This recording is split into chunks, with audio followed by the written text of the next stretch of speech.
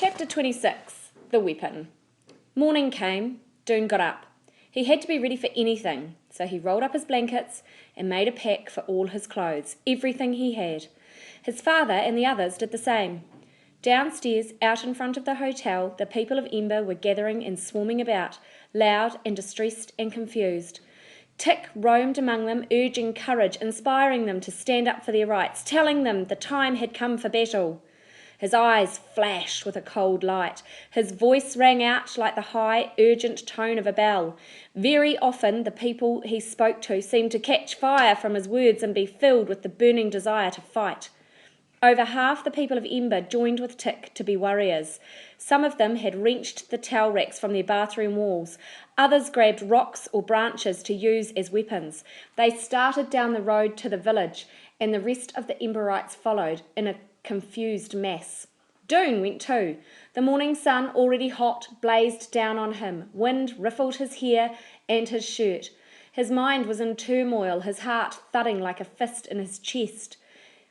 Tick and his warriors, carrying their towel racks, their sink pipes and their shards of glass, strode along, roaring their battle cry, "We will not go! We will not go!" More and more people picked up the chant as they came into the streets of the village, and at doors and windows faces appeared, shocked faces, and people still in their nightgowns. They shouted to each other, "Look, the cave people are coming! They're coming into town!" Other windows flew open and doors, and people stepped out into the streets, unsure whether to be angry or afraid. All the people of Ember had come. No one stayed behind to wait for the trucks that would take them out into the empty lands. All of them had to know what was going to happen. They had to be there, whatever it was. They poured into the plaza and stood packed together, the warriors roaring and the others nervous, some of them half hiding in doorways or behind trees, afraid of what was going to happen, not sure if they wanted to be a part of it or not. Tick roared out his challenge. "People of Sparks, we refuse to leave. We are here to make our demands, and if you will not meet them, we will fight." "We will fight!" roared the warriors. Others looked at each other fearfully. "Will we?" From a side street, Ben Barlow appeared, running. He bounded up onto the steps of the town hall, faced the crowd and yelled back, "What are you doing here? This is an outrage. This is unacceptable. You are leaving today, leaving here for good." "We will not go!" screamed the crowd. "Wilma! Mary!" shouted Ben. The other two leaders followed him up onto the steps.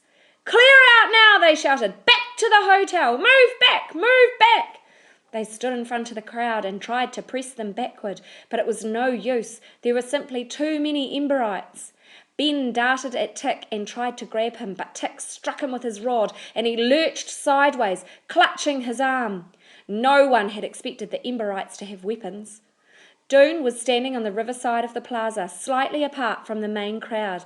He had the feeling things were right on the edge of chaos, right on the edge between being in control and being out of control. It was frightening. The yelling, the waving of the weapons, the people of Ember filling the plaza, and the people of Sparks crowding in around the edges, their faces full of fear and rage. Maybe, thought Doone, the leaders will be willing to discuss our demands. Maybe we can talk and everything will be all right. It was the only ray of hope he could see. "These are our demands," cried Tick. "Listen carefully." But Ben just screamed back, "We've heard enough from you. We're finished talking to you. No more talking. No more demands." When he heard that, Doone felt a jolt of fury. It launched him into action. He sprang up onto the bench next to him and shouted at the top of his lungs at Ben, "At least listen!" That drew the attention of Chugga, who was standing near him. He lunged at Doone, but Doone leapt away. He heard Ben's voice shout, "Catch that boy!" Angry faces turned toward him. Arms reached to grab him. He ducked and swerved and wove his way along the edge of the crowd, and as soon as he was in the clear, he ran. But he didn't go far. He had to stay close to the plaza. He had to know what was going to happen. He ran up the river road and darted behind the town hall, where a few garbage barrels stood by the back door. He paused for a moment. Was anyone following him? From the plaza came a roar and then a voice shouting. What was happening? Doone had to know. He pushed against the town hall's back door. It opened easily and he slipped inside. A hallway led toward the front of the building. On his right was a flight of stairs. Surely, he thought, no one was in here. They were all outside, dealing with the army of Emberites. He ran up the stairs, and at the top he found himself in the tower room. It was a square room with windows on all sides. A table stood in the middle with straight-backed chairs around it. Down below was the plaza, swarming with people. The noise was like the roar of water. Tick was at the front of the crowd. Doone could see the top of his head, like a shiny black stone, and his steel rod glinting in the sun. Straight below were the steps of the town hall and the tops of the heads of the three leaders. To his right, the windows were partially blocked by the branches of the great pine tree that stood next to the town hall.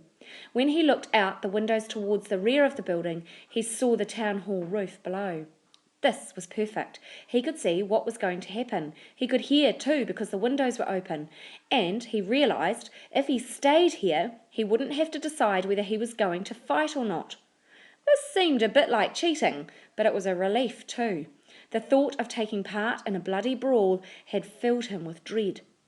Standing to the side of the front window, Doone looked down. Right below him was Ben Barlow. He could see the wiry grey hair on the top of his head and his hands waving furiously in the air. Mary Waters and Wilma Dent had stepped up behind Ben. Mary tried to take him by the arm, but he shook her off. He made his hands into a megaphone for his mouth. "We will not be threatened," he shouted. "We are in charge of this town. It is our place. We built it. We own it." He yelled so loudly that his voice rasped and cracked. "You are destroying our way of life. You must go." The crowd rumbled. They pressed forward. Clouds came over the sun and a vast shadow swept across the plaza. "You may try to make us leave," shouted Tick, "but we are here to stay." The air seemed to quiver with rage. Or was it just the wind? Everything was moving. The clouds raced overhead. The branches of the trees thrashed. The Emberites raised their motley weapons. Up on the roof of the tower, the flag of sparks whipped and snapped on its pole. Doone could hear it, though he could not see it. He felt the wind whirling through his mind as well. His father's words came back to him. When the fight is over, what do we have? A place destroyed. People who hate each other. Standing above it all in the tower, he had a strange feeling of being separate, belonging to neither one side of the fight nor the other. Whose side was he on? Not on Ben's, certainly, but not on Tick's either, with his warriors calling out threats, eager for a fight.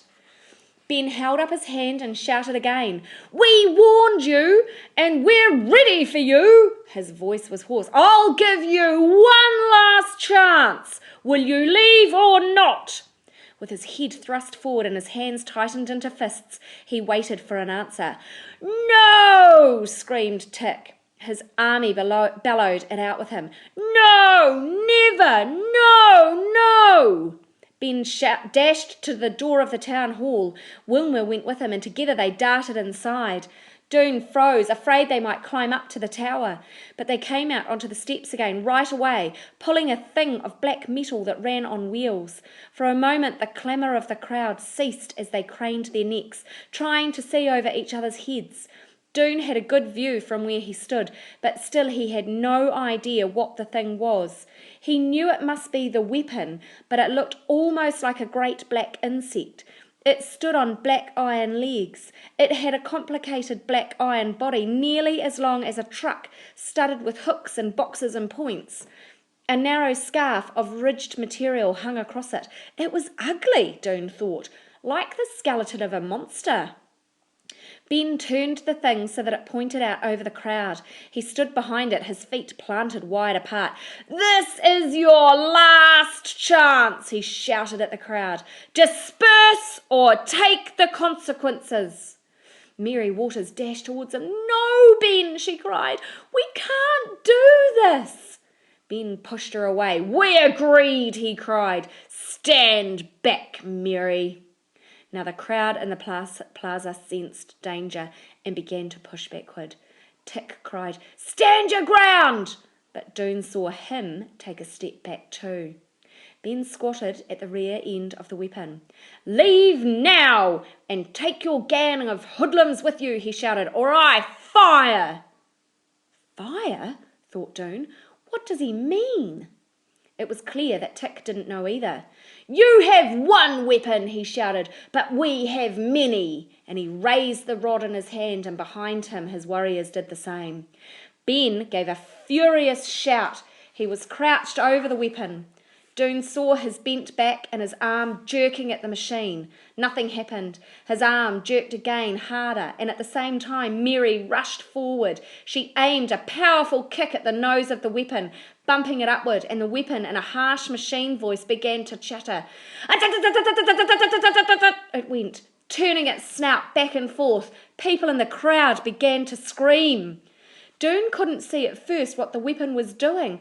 What was the point of its loud, furious shuddering? The noise was horrible, but the weapon was staying in one place, not flying out into the crowd. Was it shooting something out of its... Yes! Across the plaza, over the heads of the people, Doone saw a line of holes punching into a wall, splintering a window. But the weapon suddenly stopped its chattering. Doone looked down and saw Ben give it a furious shake and shake it again, pounding on its nose to aim it lower as the crowd yelled in panic and scrambled backward. And Mary shouted and tried to rush toward Ben, but Wilma grabbed her arm, and then the weapon exploded. No chattering this time, just a spurt of fire that shot from the weapon's rear end, knocked Ben flat on his back and toppled the weapon forward so that it stood on its nose. This made the fire shoot straight upward, a column of bright orange, scattering sparks and reaching towards the branch of the pine tree that hung over the town hall steps. From his place in the tower, Doone watched, horrified. Where was his father in that frenzied crowd? Where was Lena? Below him, the pine tree was on fire. The building would be on fire too in a minute because the tree stood right up against it. Smoke was already curling through the windows. He had to get out. And that was when he heard a scream. Not from the plaza below, but from somewhere above him. A bird? An animal in the pine tree? A second later, an echoing scream arose from the crowd. Doone heard someone cry, "The tree! Up in the tree! Someone's there!" Doone was at the door, ready to flee down the stairs, but he heard the scream again, and it sounded close. He darted back into the tower room and ran to the window that faced the tree. The lower branches of the pine tree were a mass of flame. He could hear the rush and roar as the fire raced among the dry needles. When he turned his gaze upward, he saw what the screaming was about. A boy was clinging to a branch a little higher up than the tower roof, hugging the trunk of the tree and screaming in terror as the fire swept upward. Kenny, Doone thought. Was it? He couldn't tell for sure, but he knew he couldn't leave him there. Maybe, somehow, he could get him in through the window. He opened it as far as he could.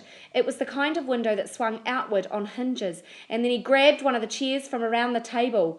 Holding it by its back, he thrust it out the window as far as he could. "Climb down!" he shouted to the boy in the tree. "Climb down, quick!" The boy saw him, and with a start, Doone realised who he was.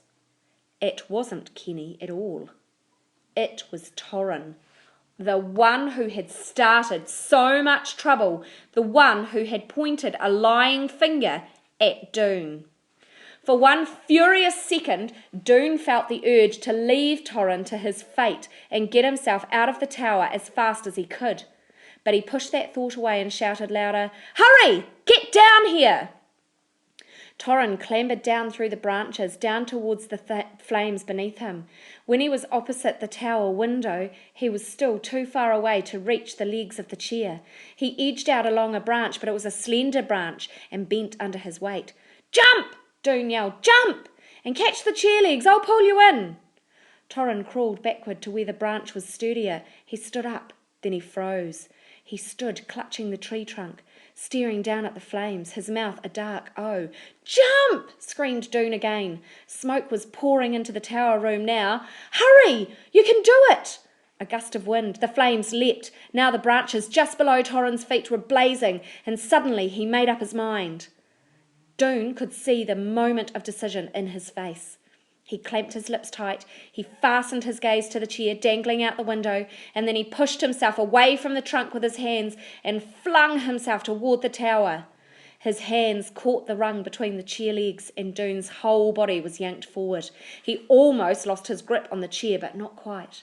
"Hang on!" he yelled.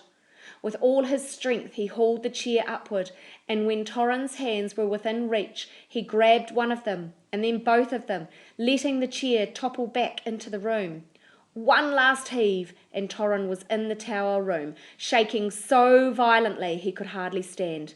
"Now," said Doone, "let's go." He headed for the door. Over the sill of the window Torrin had just come through crept a row of flames like sharp orange claws.